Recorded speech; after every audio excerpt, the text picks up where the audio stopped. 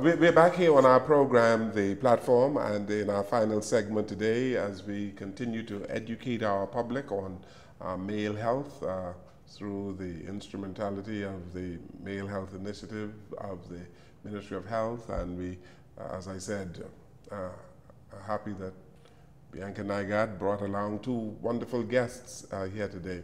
And one of the questions that was asked during the commercial break is if sugar is bad, if it is poisonous to a whole lot of people, why use sugar at all? Do you, Doctor, encourage people not to use refined sugar? Well, yes and no. We appreciate that there is free will. And so the fact that there's free will, we have to educate persons as to what is the best way to achieve maximal health. As I said, we are influenced quite early in our age, in youth, that these things taste good. So why do people take sugar? People take sugar because it tastes good. And so if persons are more concerned with how something tastes as opposed to what is good health, we will continue to have that problem. But I think that as we evolve, more persons are realizing the harm that sugar does. So certainly, if you can get that sugar high from eating your fruits as opposed to getting a spoon of sugar and putting it somewhere, then certainly the fruits, for the most part, are more healthy than that. Cakes and pastries. A whole lot of people can't do without it. I spoke to a young man the other day who tells me that he would eat his dessert before he eats the main course. That is the problem, isn't it? It's part of the problem, but I will tell you that you can make cakes with fruits. You don't have to use the refined sugar in cakes.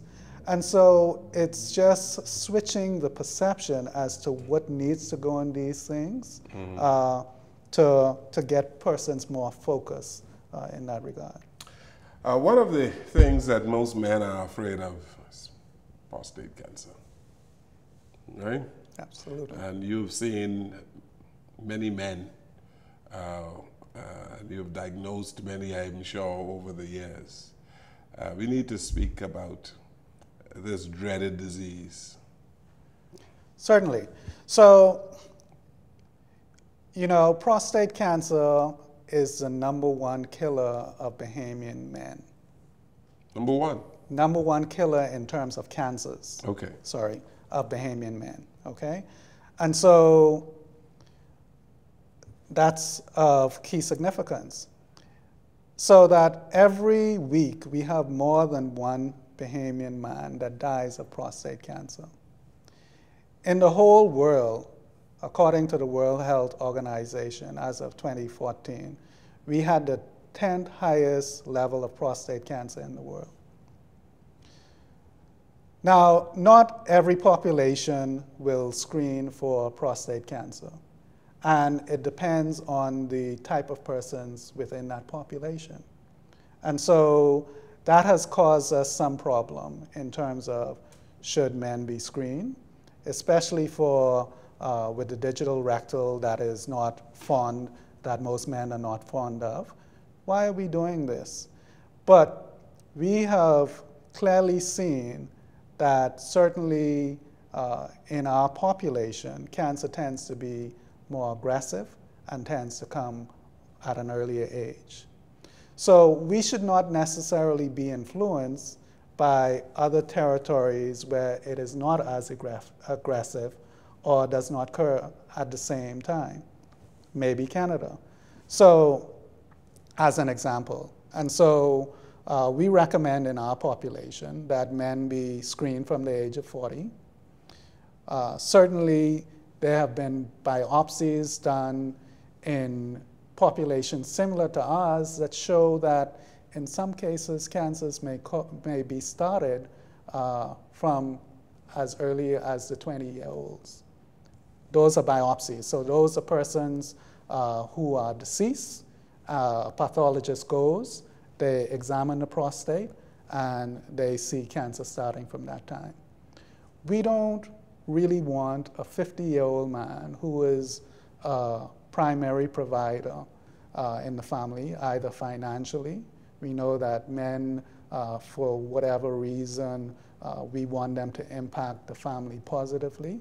And so if we're losing men in their 50s and 60s who may contribute positively to the family, that is a great loss. And so we recommend that people come in. The reason why we recommend digital rectal examinations isn't because the physician likes it, but it has to do with the position of where the prostate lies. The prostate is a gland that is important for sexual function, and it lies below the bladder. It lies in front of the rectum. And when we do that digital rectal examination, quite often, if there's some sort of cancer going on, that allows us to feel it many times before the prostate blood test may allow it to get at the elevated level. And so it's important to both do the digital rectal exam as well as do the blood test so that you can screen persons properly. And how often should this be done? Should be done once a year. Once a year? Yes. And if you're not doing it once a year, it's not good. That's what you're saying? Well, certainly, again, there's debate on whether we should start at 40. Given our population, I believe the answer is yes. Those who do recommend the screening may sometimes recommend it in the 50s, but certainly by the age of 50, you should be doing it once a year. Once a year, okay. And you wanted to? Once again, how do you guard against things like prostate cancer? What can you use? I mean, it's more than exercise. You know, investigations are going on what really causes prostate cancer. Mm. We're still not 100% clear as to what causes prostate cancer. Wow. And so cancer, we know cancers in general may be caused from anything that does an insult to the cell. So the cell in the prostate must suffer some sort of insult. That insult can be genetically predetermined, or it can be, in some cases, we believe that it may be associated with infections, inflammation, diet. So some persons believe that some of the diets that we eat are highly probably result in prostate cancer. I think that recently Dr. Robin Roberts, who is one of the urologists, has been investigating to see whether the gene that is associated with breast cancer may be similarly associated with prostate cancer in the Bahamas. This is the BRCA1, BRCA2. This is the BRCA1, you know. But many of us believe that there's a high genetic component related to prostate cancer. Yes.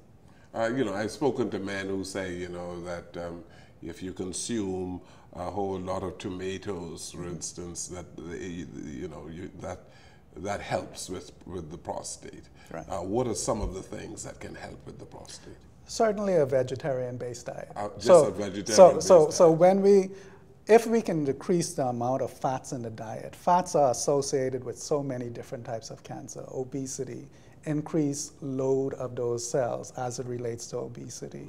And if we can cut that out and we can go by a plant-based diet, then that might decrease the risk. You know, certainly there was a study that looked at selenium and vitamin E, which at the time showed that those things may decrease the risk of prostate cancer. Dr. Starches, there are a whole lot of Bahamians who consume a lot of starch, rice, bread, and all of these things contribute to obesity, don't they? Absolutely, absolutely. So when we eat, we take food. Food is broken down to give us energy. And so that same energy that it is being broken down are calories. Well, depending on the amount of calories, and the majority of people that is taken in, those calories then change into weight. So if you are taking 3,500 calories a day, whether it be from starches or in the form of potatoes, or whether you're taking a spoon of sugar and putting it in your tea, or whether you're drinking Cokes, those things amount to calories for the vast majority of persons. And so we need to limit our calorie intake to a certain amount a day.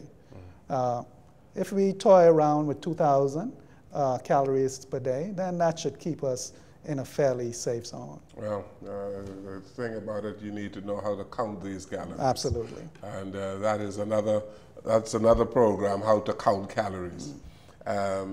We talked about prostate cancer, but we also need to talk about another popular form of cancer in Bahamians, and this is colon cancer. Yes. Cancer of the colon. Yes. And here again, diet is extremely important. Diet is extremely important. So again, with a number of cancers, there may be a genetic component. And so with any cancer, if you know that a cancer has been diagnosed in a family member, a first-degree family member, you may want to be a little bit more vigilant in getting yourself checked out. But certainly colon cancer, we believe, is associated with diet as well. Mm-hmm. Yes. Yeah. Water, sir, and the importance of consuming or drinking water. I have some young fellows who are around me. Some of them are cameramen. See them there? They don't drink too much water. Teach them about the importance of drinking water. Water is probably the best thing that was ever created. It is calorie-free. More than 2/3 of our body is made up of water.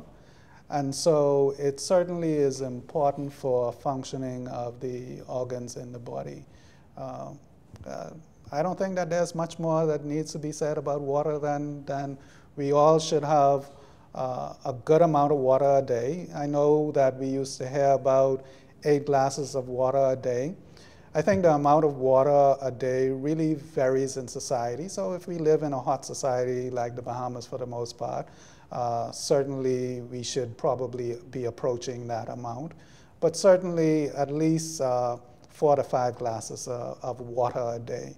Not juice, not soda, those things are full of calories. Water is very good. So if you're drinking just 2 glasses a day, that's no good? I don't know that there is a study that has shown that somebody who's only had 2 glasses of water is in more peril than somebody who has not. However, I would say that the persons who had coined the 8 glasses a day of water were close to where we really should be. So certainly my recommendation would be that we should be close to that number. 8 glasses. But 5 to 8 glasses. If you drink 8 glasses a day, you would be going to the bathroom, urinating a whole lot. As Bahamians say, peeing plenty. Well, we have kidneys, and kidneys serve a certain function. Right. Remember, the body is